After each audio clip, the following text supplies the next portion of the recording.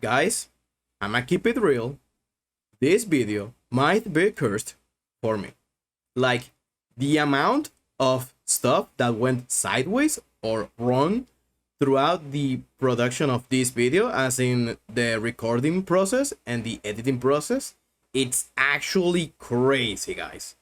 But it's finally here, almost 2 months late, but it's here.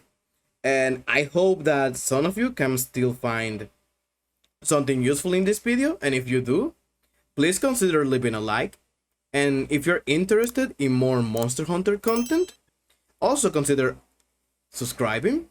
And speaking of likes and subscribes, you may also want to give me a follow on Twitch, as I'm gonna be getting active on that side pretty soon.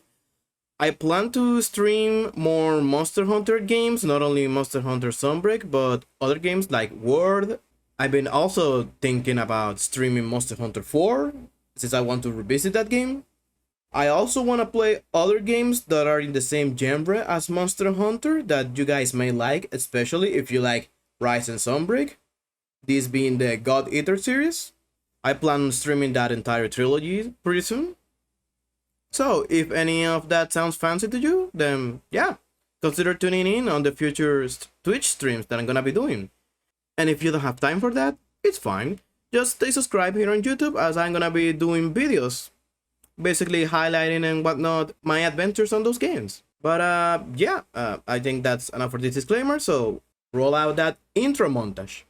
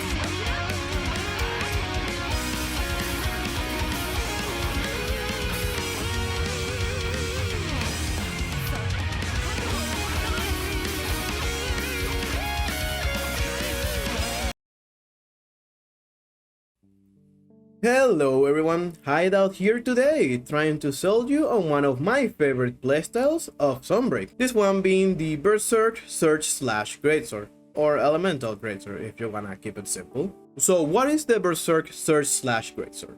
Well, as the name implies, it's when we grab the Berserk skill from the Gormagala armor, we play with the Surge Slash combo switch skill, and we go hand on the monsters, abusing all of our available hyper armor moves to technically ignore every single attempt of the monster to damage us and deal as much damage as possible. Now, as I said at the start of the video, I want to sell you on this playstyle because I know that the playstyle is not that popular. Not only because the alternative, the Strongarm stance through charge slash playstyle, is both easier to play and does way more damage when played properly.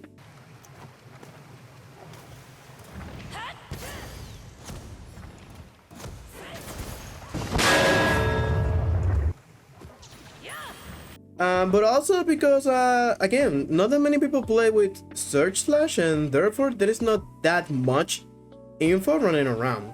But hopefully this video will sell you on the idea on how good this playstyle is. The video in question, similar to my previous Dual Blitz guide for the final update of Sunbreak, we're gonna be covering everything from what weapons you're gonna be using, what builds you want to use, to general tips for your own gameplay, so that when you grab a build that you like and you try to play the Berserk Surge Slash by yourself, you find it just a tad bit easier to get used to the game flow of the weapon. Now, before I move into the actual stuff like the builds and whatever, I need a disclaimer to put right here at the beginning. Unlike that Dual Blitz guide that I mentioned before, I will not be including a no HP drain build for the playstyle. Like, all of these Surge Slash builds are gonna be including the Berserk skill, which is an which is an HP drain skill, so there's that. And the reason for that is very simple. Guys, trust me, I tried my hardest to come up with a build that didn't rely on Strife Berserk and none of those skills, but it's just not doable. Like, no amount of damage reduction that you can drop on a build will save you from monsters at the end game, meaning special investigations, level 300 and stuff like that. Like, no amount of damage reduction in this game and hyper armor is gonna save you if a monster decides to do a combo on you.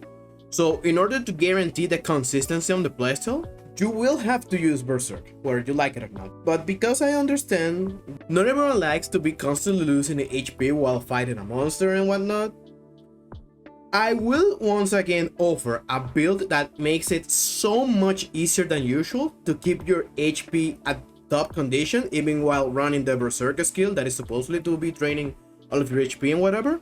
But outside of that, that's all the help that I can give you. Like, if you truly want to play with the Surge Slash, you're gonna have to also play with the Berserk skill. So, with a little disclaimer out of the way, let us begin.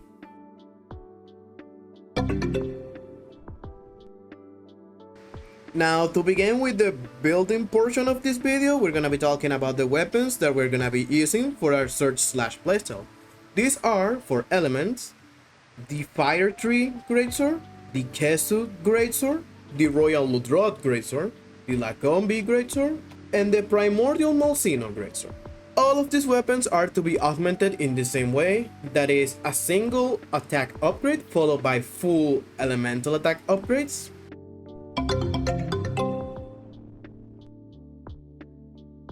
Now, jumping onto the builds themselves that we're gonna be making to play with our Surge Slash Greatsword, we're gonna be starting with the good old classic full chaotic Gore Magala. God, is this armor so good. It never dies, even in the final update.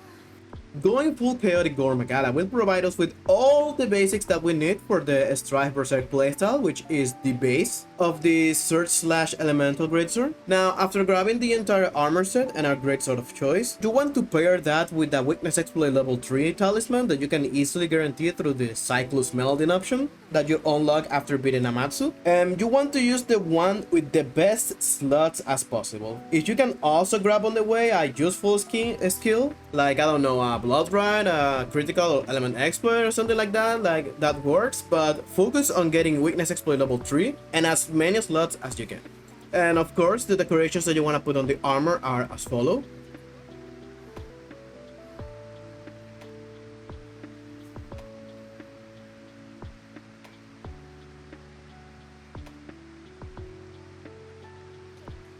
And this should leave you with the following skill set.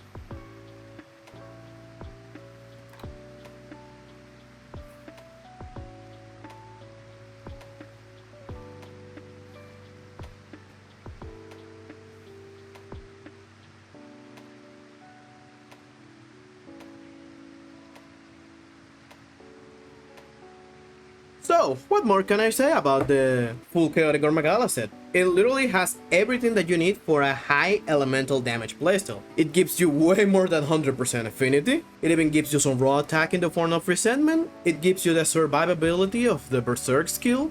Tons of elemental damage through Strife, critical element and element exploit. And finally, enough decoration slots to add in the only things that are missing, like sharpness management through the form of Master's Touch, and other utility skills like Intrepid Heart.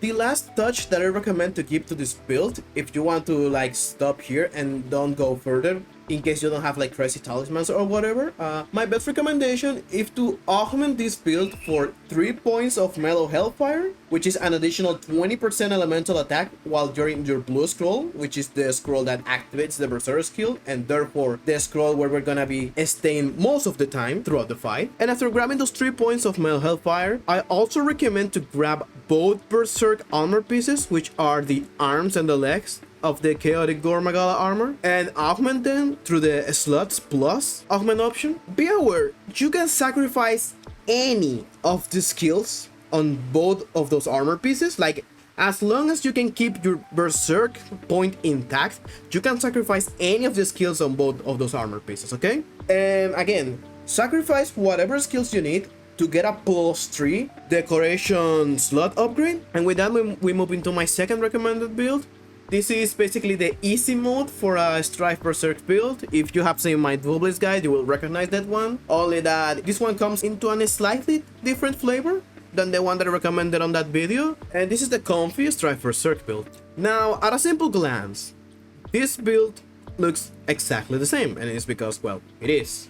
The major difference is that we are now gonna be using a Rise and Kushala waist piece, and not only we're gonna be using this, we're gonna augment this piece, specifically with this slot plus augment option, until we can get, as you can see on the screen, a +3 decoration slot upgrade at the cost of attack boost. And this is mandatory. Like, on this armor piece, you can only sacrifice your attack boost points. You cannot sacrifice neither the Kushala blessing points or the recovery up points, because that would defeat the purpose of using this armor piece in the first place. But anyways, with that taken care of, we're gonna be decorating this armor set in the following way.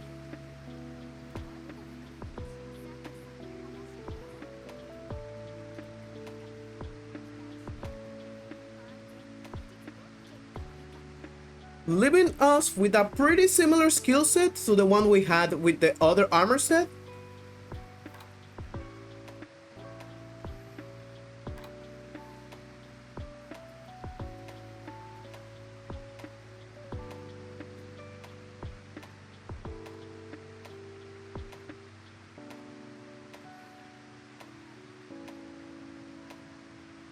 We're gonna be keeping basically the exact same skill set that we had before, except that now we picked up some pretty interesting skills, namely Recovery Up and Kushala Blessing, which will make maintaining your HP close to full while using the Berserk skill so much easier than usual. And also, I took the opportunity to showcase an example of how this build will look if you go ahead and use some Qurio augmenting on it, by grabbing the 3 points of Mental Health Fire that I mentioned before, plus also grabbing the missing Strife point through Qurio augmentings. Since now that we're using the Rise and Kushala waist piece, we would be missing a point of Strife that was usually on our Chaotic Gore Magala waist piece.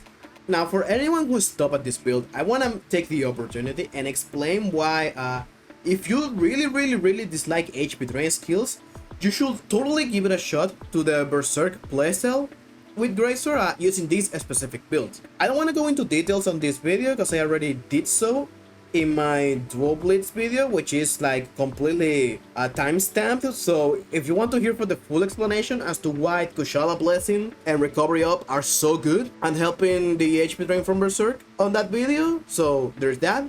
But if you want the short version of that, is that Kushala Blessing at level 3 basically removes a sort of soft cap that the Berserk skill introduces on your healing, meaning that usually when you are under the Berserk skill, you heal less than usual from all sources, meaning from potions, from blood drive, from blood blight, like from whenever you heal, you will heal less if you are under Berserk. But if you include 3 points of Kushala Blessing, you can remove the soft cap basically in its entirety, meaning that you will heal as usual under the Berserk skill. And now combining this with Recovery Up level 3, that will boost not only the healing of whatever amount of blood right that you can fit into your build, but will also increase the heal from blood blight and the healing from your potions and whatever you use to heal. You have to actually like try to die using this build. Like, it is so hard to die using this build, it's not even fun. Now, moving on to the build where things start to get really interesting, using this mix set of Rise and Shagaru Magala, Chaotic Gore Magala, and Silver Ratulus,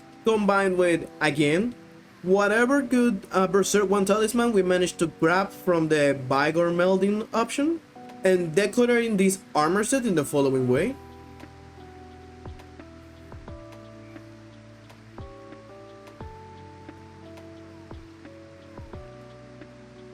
Will leave us with some interesting upgrades to our armor set. Along keeping most of our offensive and crit related skills, we're gonna be picking up 3 points of handicraft, which will put all of our Greatswords at purple sharpness for that juicy extra raw and elemental damage. And we'll also be picking the skill of Frenzied Bloodlust, that on paper is nice to have, but in reality is not that helpful, and in fact I will get rid of the skill through Qurio augmenting if possible. This is because of the constant spam of the power sheet Silkbind Move in the Greatsword playstyle, which causes this skill to almost never stay for too long. Now, a change that we have to keep in mind with this armor set is that if you notice, we lost the 6 points of critical eye that up until this point we had on the previous armor sets, but the affinity from those 6 points of critical eye is easily recovered through a combination of the maximum might skill that give us extra affinity while our stamina bar is full, and thanks to the interaction between Berserk and Strife, where as long as our HP stays on the highs while using Berserk, we're gonna have infinite stamina. And finally, we move on to what are the highlights of this playstyle that unfortunately are only accessible if you got access to a Berserk 2 Talisman. The mix set in question being the Amatsu armor pieces that carry the Heaven Sent skill that is so overpowered it's not even funny, combined with some chaotic Gormagala and Rise and Shagaru armor pieces. Now, once we have this bad boy, we want to decorate the armor in the following way.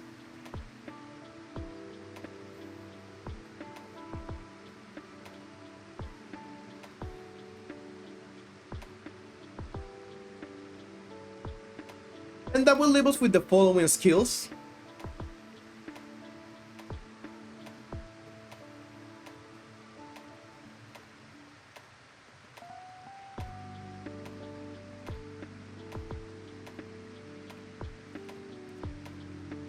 Now, something that I have to make clear before I move to anything else. If you're checking the stream right now, or you're paying attention, you're gonna be seeing that we only have 1 point of strife on this build, and simply put, the build will not work with the strife on level 1 because we're gonna be missing both damage and affinity, and that's a big no-no. So the very first thing that you need to do with this armor set is to get 2 points of strife through Qurio augmenting. But the good news is that the moment you do so, you only need to pursue with time and patience 3 points of Metal Hellfire like with all the previous armor sets. But remember that at the end of the day, Metal Hellfire is only extra damage, it's not needed for the build to work. Unlike a Strife that, as I mentioned, not only is damage but it's also affinity, so it is a priority to get this skill full. Not to mention that because we're once again relying on maximum might, while Heaven Sent itself will provide us with infinite stamina to proc this skill consistently, it doesn't hurt to also rely on Strife for those few moments where we get hit and lose temporarily our Heaven Sent. But yeah, like, this build is, in my opinion, the best way to play with the Strife Berserk playstyle. The reason why I highly recommend this armor set if you have access to a Berserk 2 Talisman is because not only you can keep and even gain more damage than on the previous sets, but you also get access to the Heavens and the skill that complements the Berserk playstyle so much it's not even funny. Since one of the biggest issues that you will find playing with the Berserk Surge Slash playstyle is that while hyper armoring through certain attacks and projectiles from monsters, most specifically endgame monsters, you will consistently get afflicted by Dragonblight. And Dragonblight is a big no-no when you're using an elemental build because it reduces your elemental damage to 0 until it's healed. And while you can easily remove that by simply eating a nullberry, thanks to Heaven Sent, not only you can switch scrolls to reset the HP drain on your Berserk skill, but you can also additionally get rid of whatever debuffs are causing you issues. Last but not least, we see the presence on an actual build of the stun resistance skill. This skill is like a high priority for this playstyle. Like, I have not been including it on any of the build sets up until this point because of a lack of space, since for most armor sets, especially for the full chaotic Gormagala set, you usually need a couple level 1 slots either on your talisman or on your armor set, which is part of the reason why I made that recommendation of using the slot plus augment option on your chaotic Gormagala arm and legs to grab those extra level 1 decoration slots. But because the Surge Slash combo playstyle involves hyper armoring through a lot of monster movesets, you genuinely need a stun resistance at level 3 because some monsters will stun you through the hyper armor, which makes their fight infuriating, but grabbing stun resistance will easily solve that issue. And not only that, but having the stun resistance level 3 skill combined with the Berserker skill will basically make you immortal, because it doesn't matter how much the monster tries to fight you, you can always just warp back into the action, and as long as you're hitting either a broken part so that you can heal from your blood right, or since you got hit, you'll probably be afflicted with blood blight as long as you weren't hit by a projectile, so it serves the same purpose. I think it's only appropriate to showcase the switch skill loadout that I think you should be using with the playstyle. I like to put my skills when using the Surge Slash Greatsword this way. I like to keep a vanilla, a strong arm stance true charge slash loadout on the red scroll. Usually I like to keep this one here purely because of the opportunity to, for example, wake up the monsters and stuff like that, especially for people that play on multiplayer and whatnot. It's really useful to keep this on this side, but on the blue scroll, which you have to remember that thanks to the Berserk skill is gonna be our main scroll, it's where I tend to change the True Charge Slash for Rage Slash, since the Rage Slash is more suited for the Surge Slash playstyle, and of course, we're gonna be choosing our MVP, the Surge Slash combo. Now, in regards of Silkbind Moves, unlike the Strong Arm True Charge Slash playstyle, which, I mean, it's in the name, right? You're gonna be using Strong Arm Stance like 100% of the time, right? On Surge Slash, that doesn't happen. With the Surge Slash playstyle, Strong Arm Stance, Adamant Charge Slash, and Hunting Edge are all equally viable Silkbind moves to choose from. I want to throw up a little bit of information about the Surge Slash combo itself that I have seen that not many people know. This information comes in the form of what combos you should be performing with the Surge Slash combo. First, you have your Falling Slash, which are these three vertical slashes that, I'm gonna be real, are mostly useless. They are only useful to situationally reach monsters that are, you know, flying over you or something like that, but you shouldn't rely on that move. Outside of unsheathing your weapon, right, to begin a combo, the Falling Slash is mostly useless. Then you got the Rising Slash, which are these moves right here. Now, these moves don't have like a lot of damage, right, compared to the Falling Slash or the Vortex Slash.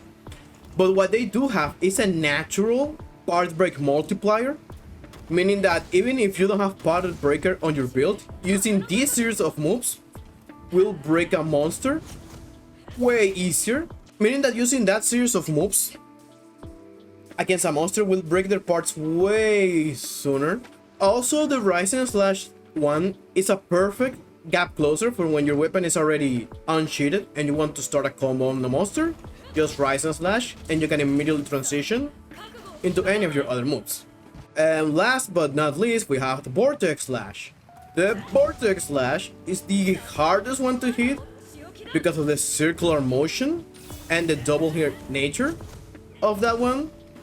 But this one is our most important move, not only because it has a particularly high elemental damage multiplier, but also because the third hit of the Vortex Slash has hyper armor through the entire animation of the attack.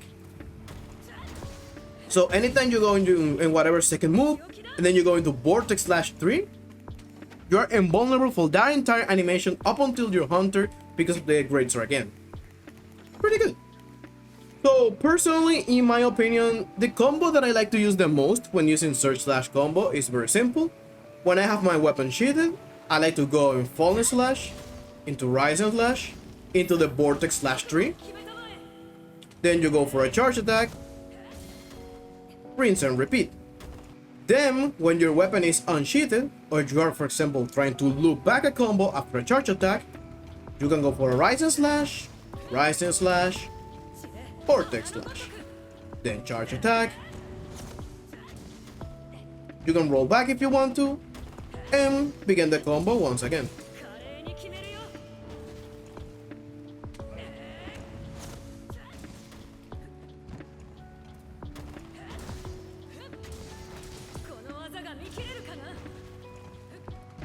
But of course, there is an alternative combo that is way better than that one that I just showcased. And that one is, after you do whatever Surge Slash combination you wanted to do, and after the charge attack, you can go for a Rising Slash back into the Vortex Slash 3. And assuming you don't go past the monster like I did there on accident, you can actually loop that combo indefinitely for a lot of damage on stationary targets. Let's see if I can pull it off here. Yeah, here we go. Vortex Slash 3, charge attack, Rising Slash, Vortex Slash, charge attack. And yeah, as you can see, you can perfectly loop this combination And as long as you don't get past the weak spot, and as long as you don't get past the weak spot, like I did right there again, you'll be doing tons of damage. Another tech that I would like to give you guys to close off on the Surge Slash tips is to gap close on an enemy, because it's not always recommended to just walk up to the monster and do a falling slash, right? That's not always like the best of ideas. So an alternative that you can consider is to jump into a monster with your Y-Buck like that, right? Just jump into there and do a plunging thrust. The plunging thrust has two outcomes, but one of them is way better than the other, okay? So the first outcome is the plunging thrust into a charge attack. This one is decent because we can go immediately into our infinite combo by doing this, right? Charge attack, rise and slash, like, right? You can go straight up into your infinite combo, or you can plunge in thrust, strong wide slash, and go straight into your rage slash instead for some hyper armor and way more damage on the charge attack. Those are your two outcomes. I personally am more fan of a second one, but both are equally viable. You're just gonna have to learn, you know, when to use one or the other based on your own experience. And to finalize on the gameplay tips, I'll now move on to the Silkbind Moves. So, with the Silkbind Moves, as I mentioned before, they are all equally viable. And what I mean by this is that all have their own shine when combined with the Surge Slash combo. It's just a matter of personal preference. Starting off with the Strongarm stance, while I think we all know how insanely strong this counter is for Greatsword when playing with the true charge slash, and while this Silkbind move is not that strong when used on Surge Slash, it shouldn't be underestimated. Personally, I don't like this Silkbind move because of the 2 Wirebug cost, as that can easily get on the weight of the aggression that you can normally get from the other Silkbind moves, or even from just like using your Y-Bucks to jump at the monster as I previously showed. But that doesn't make this skill any less preferable, since using the Strongarm stance combined with Surge Slash allows you to go directly into any of the third hits of your Surge Slash combo after a successful counter, which is a pretty strong option that shouldn't be underestimated. As personally, like, one of my favorite uses of this counter on Surge Slash combo is to counter the opening roar of a monster and then immediately hit them with an empowered Rise and Slash to the face, since this will make it so much easier to break the monster head, and therefore it gives you access way earlier to your blood rise skill so that you can begin healing and keeping your Berserk HP drain in check. Another really great use of Strongarm stance with Surge Slash, it's the Strongarm stance into Vortex Slash 3, because as I mentioned before, Vortex Slash 3 has hyper armor through the entire move, so when you combine it with the Strongarm stance, not only you do an insane amount of damage if you manage to land both hits, but you're also safe through both of the animations. Moving on to what's actually my favorite Silkbind move out of the 3, especially for general usage, and that is the Adamant Charge Slash. The reason why I like this one so much over the other 2 is because it's the most flexible one. So what the Adamant Charge Slash move does, it moves you forward, puts you into an empowered charge attack that's similar to the Rage Slash. It's completely protected through the entire charging animation, meaning that a monster won't be able to knock you out of this attack as long as you're charging, but of course gotta be careful with the release. One of the many reasons why I love the Silkbind move is because not only it covers one of the many flaws of the Surge Slash, which is the lack of access to the roll into tackle that you usually get with the traditional Greatsword combo, but it also, again, gives you like that opportunity from neutral to hyper armor through monster moves, for when, you don't have an easy nor clear access to neither your Rage Slash or your Vortex Slash 3. And last but not least, we have the Hunting Edge. Now, Hunting Edge, as I mentioned before, is the more situational out of these three Silkbind moves. And that is because it's a Silkbind move focused entirely of doing damage to both really high up hitboxes and really long or big hitboxes.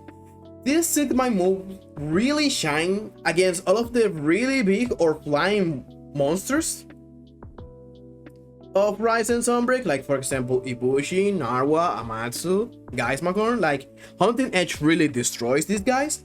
But on top of that, you also get to use this move against certain flying wyverns, like for example Radiant, Rathalos, Basiljuice, both Basiljuice.